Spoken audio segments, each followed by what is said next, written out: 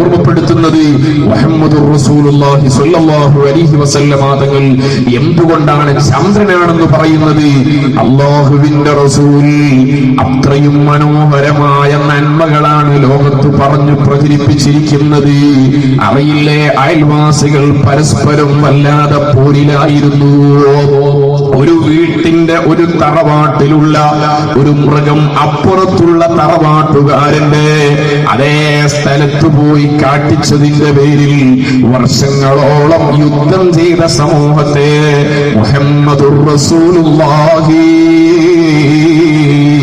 എത്ര മനോഹരമായിട്ടാണ് മാറ്റിയെടുത്തത്.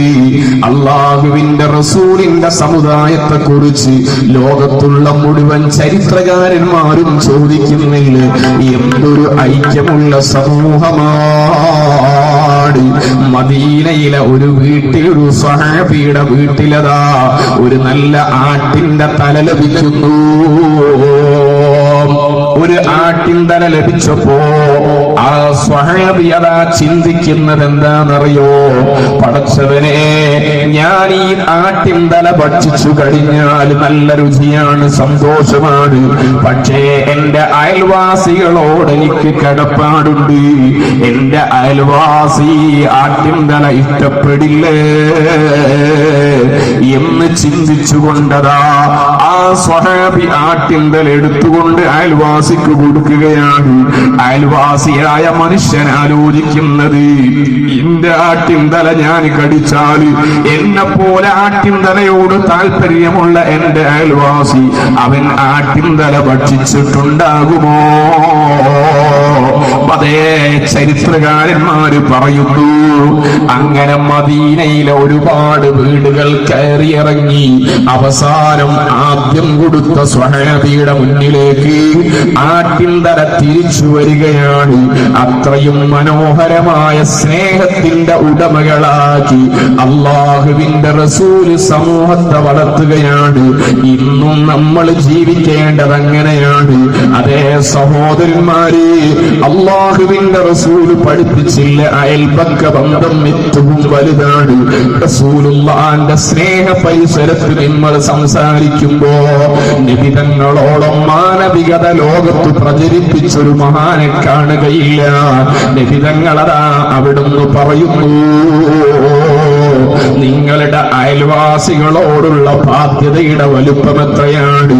അതേ അല്ലാഹുവിന്റെ ഹബീബ് പറയുന്നു, കാന ജിബ്രീലു യൂസീനി ഫിൽ ജിവാർ. എന്നോടതാ ജിബ്രീൽ അലൈഹിസ്സലാത്തു വസ്സലാം വന്നുകൊണ്ട് അയൽപക്ക ബന്ധത്തെ വിശദീകരിച്ചു തരികയാണ്. ഹത്താ ലനന്തു അന്നഹു സയുവരിസു. ഞാനിങ്ങനെ ചിന്തിച്ചു പോയി, പടച്ചവനെ, മരണത്തിന്റെ ശേഷോ അയൽവാസിക്ക് അനന്തരം കൊടുക്കേണ്ടി വരുമോ? അയൽപക്ക ബന്ധം അത്രയും ഗൗരവമുള്ളതാണ്. അതുകൊണ്ടാണ് ആയിഷ ബീബി റളിയല്ലാഹു അൻഹ പറയുന്നത്, അല്ലാഹുവിന്റെ ഹബീബ് ഞങ്ങളെ പഠിപ്പിച്ചൊരു സംസ്കാരമുണ്ട്. അയൽവാസികളെ 3 കാറ്റഗറിയാക്കിയിട്ട് വെക്കുകയാണ്. ഒന്ന് അൽ ജാറുൽ മുശ്രികൂ, നിന്നോട് ആദർശ പൊരുത്തമില്ലാത്തവൻ നിന്റെ അയൽവാസിയാവാൻ സാധ്യതയുണ്ട്.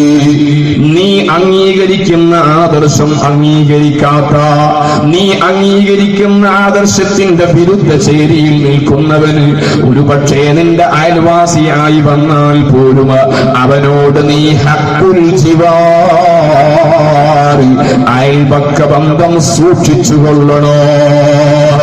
നിന്റെ ആദർശവുമായി ബന്ധമില്ലാത്തവൻ നിന്റെ അയൽവാസിയാണോ, അവന്റെ വീട്ടിലേക്കുള്ള വഴി നീ തടസ്സപ്പെടുത്താൻ പറ്റൂല. അവന്റെ വീട്ടിലേക്കുള്ള വഴിയിൽ നിന്റെ വീട്ടിൽ നിന്നുള്ള വേസ്റ്റ് വെള്ളം ഒഴിക്കാൻ പറ്റൂല. അവന്റെ വീട്ടിലേക്കുള്ള ഉപദ്രവങ്ങൾ നടത്താൻ പറ്റൂല.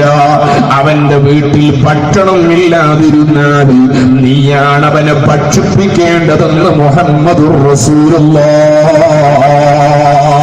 എന്തൊരു സ്നേഹബന്ധമാണ്. അതേ, വീണ്ടും റസൂലുള്ള പറയാണ്, ഇനിയോ നിന്റെ അയൽവാസി അൽ ജാറുൽ മുസ്ലിമോ, നിന്നോട് ആദർശ പൊരുത്തമുള്ള, നീ അംഗീകരിക്കുന്ന ആദർശമാണ് നിന്റെ അയൽവാസിയും അംഗീകരിക്കുന്നത്. എന്നാൽ അവനോട് കടപ്പാട് രണ്ട് തലത്തിലാണ്. ഒന്ന് ഹഖുൽ ജിവാർ, അയൽപക്ക ബന്ധം സൂക്ഷിക്കണം. രണ്ട് ഹഖുൽ ഇസ്ലാം, അവനോട് നിങ്ങൾക്ക് ആദർശ ബന്ധവുമുണ്ട്. അതേ, ആദർശ പൊരുത്തമുള്ളവനോട് കാണുമ്പോൾ സലാം പറയാൻ മടിച്ചുകൂടാ. ആദർശ പൊരുത്തമുള്ളവനുമായി ബന്ധം ഒന്നുകൂടി ശക്തിപ്പെടേണ്ടതുണ്ട്. മൂന്നാമത്തെ വിഭാഗം റസൂലുള്ള പറയുന്നു, അൽ ജാറുൽ മുസ്ലിമു ദുർറഹിം, അയൽവാസി ആരാണ്? നിന്നോട് ആദർശ പൊരുത്തമുള്ളവനാണ്, കൂടെ നിന്റെ കുടുംബ ബന്ധവുമുള്ളവനാണ്. ഇങ്ങനെ മൂന്ന് തലത്തിലുള്ള അയൽവാസിയാണെങ്കിൽ അവനോട് നിന്റെ കടപ്പാട് മൂന്ന് വിധത്തിലാണ്. ഒന്ന് അയൽപക്കപരമായ കടപ്പാട്, രണ്ട് നിന്റെ കുടുംബപരമായ കടപ്പാട്, മൂന്ന് ആദർശപരമായ കടപ്പാട്.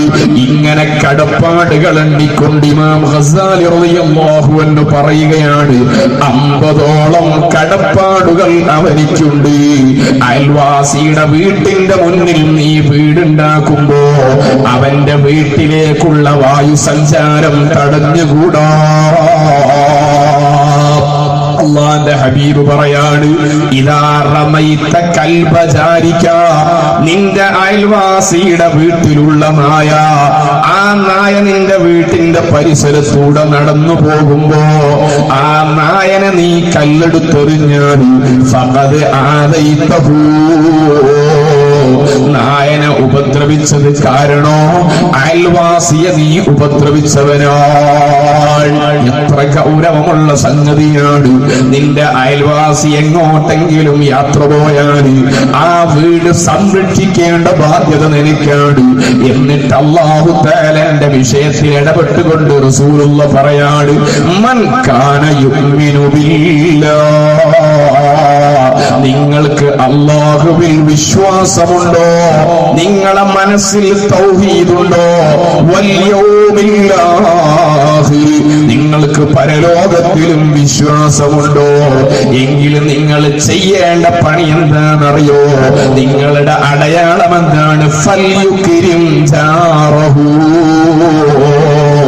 അയൽവാസികളോട് മാന്യമായി പെരുമാറിക്കോ. ഇവിടെയാണിന്ന് അയൽപക്ക ബന്ധം സൂക്ഷിക്കപ്പെടുന്നത്. കച്ചവടം നടത്തുന്നവന് തന്റെ അപ്പുറത്തുള്ള കച്ചവടക്കാരന്റെ കച്ചവടം നശിപ്പിക്കുന്നതിന് വേണ്ടിയാ പലപ്പോഴും ചിന്തിക്കുന്നത്. റിയൽ എസ്റ്റേറ്റ് നടത്തുന്നവന് തന്റെ അയൽവാസിയുടെ ബിസിനസ് എങ്ങനെയെങ്കിലും നശിക്കാൻ വേണ്ടിയാണ് ചിന്തിച്ചുകൊണ്ടിരിക്കുന്നത്. സ്വന്തം അയൽപക്കത്തുള്ളവന്റെ വേദനയിൽ പങ്കുചേരാൻ ആർക്കാണെന്ന് സമയമുള്ളത്? ഞാൻ പറയുന്നു സഹോദരന്മാരെ, അല്ലാഹുവിന്റെ റസൂല് പഠിപ്പിച്ച അയൽപക്ക ബന്ധുവോ അതേ സ്നേഹത്തിന്റെ വിശാലമായ ലോകം കെട്ടിപ്പടുക്കാൻ മാത്രം പറ്റുന്നതാണ്. ആയിഷ ബീബി റളിയല്ലാഹു അൻഹ ചോദിച്ചില്ലേ, നബിയെ അയൽവാസികളുടെ പരിധി എത്രയാണ്? അല്ലാഹുവിന്റെ റസൂലിന്റെ മറുപടി, നിന്റെ വീടിന്റെ 4 ഭാഗവും അയൽവാസികളാണ്.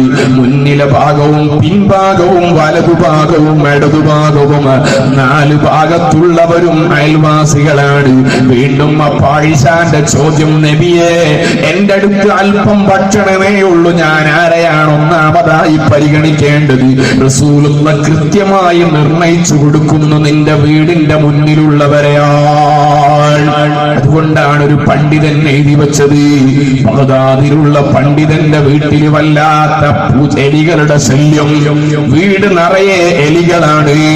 അങ്ങനെ എലിശല്യമുണ്ടായപ്പോ ആരോ വന്നിട്ട് പറഞ്ഞു, ഉസ്താദേ വീട് നിറച്ചും എലിശല്യമാണല്ലോ, അതുകൊണ്ട് നിങ്ങൾക്കൊരു പണി പറഞ്ഞു തരാ, നിങ്ങൾ പൂച്ചയെ വളർത്തിയാൽ എലികളുടെ ശല്യം തീരുന്നതാണ്.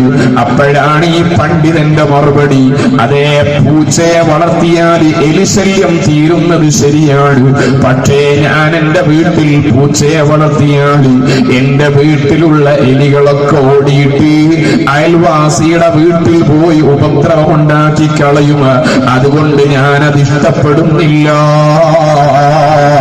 എന്റെ അയൽവാസി വേദനിക്കുന്നത് ഞാൻ ഇഷ്ടപ്പെടുന്നില്ല. അയൽപക്ക ബന്ധം വീട്ടിൽ മാത്രമല്ല, യാത്ര ചെയ്യുന്നവനോട് റസൂലുള്ള പറയാണ്, നീ യാത്ര ചെയ്യുമ്പം നിന്റെ വലതുഭാഗത്തുള്ള സീറ്റിലുള്ളവന്റെ വേദന ചോദിക്കണേ. അതേ, നീ ഒരു സമ്മേളനത്തിൽ പങ്കെടുക്കുമ്പോ നീ എവിടെ പോയാലും നിന്റെ തൊട്ടടുത്തുള്ളവന് അവൻ ആരായിക്കൊള്ളട്ടെ. പരിശുദ്ധ ഖുർആൻ അവനെ പരിചയപ്പെടുത്തിയത് അസ്വാഹിബു ബിൽ ജംബി. അവിടെ മതത്തിന്റെ മേൽവിലാസം പറയുന്നില്ല. എന്റെ ചെറുപ്പക്കാരോട് ഞാൻ പറയാൻ